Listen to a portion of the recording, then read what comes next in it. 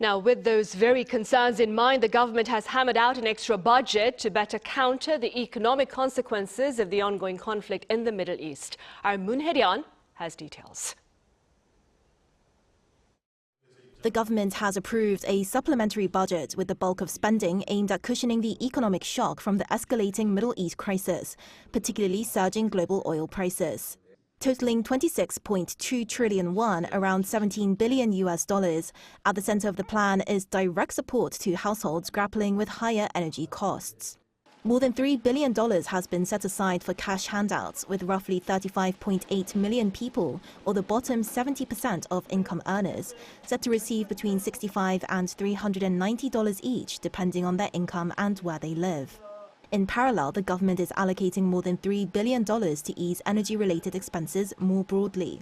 This includes support for a fuel price cap system, subsidies to offset rising transportation and fuel costs, and expanded benefits for energy voucher recipients. Additional temporary subsidies will also be provided to farmers and fishers facing higher fuel bills. Officials say these measures are designed to counter what's being described as a triple shock of high inflation, high interest rates, and a weak currency, all exacerbated by oil prices soaring well above $100 per barrel. Beyond the immediate Middle East-related response, the budget also includes wider economic support. About $1.8 billion will go towards stabilizing livelihoods, such as expanded assistance for small business owners struggling with rising costs. Another $1.7 billion portion is earmarked for minimizing industrial damage and securing supply chains for companies facing higher import costs and disruptions in key materials like naphtha. Local governments will receive a significant boost as well to strengthen regional finances and education funding.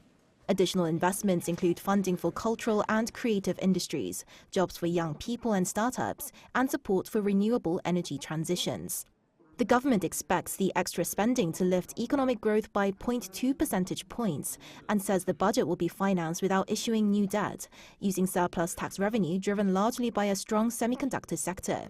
Once the proposal is submitted to the National Assembly, lawmakers will review the bill with the goal of passing it by April 10th. Moon Hye-ryeon, Arirang News.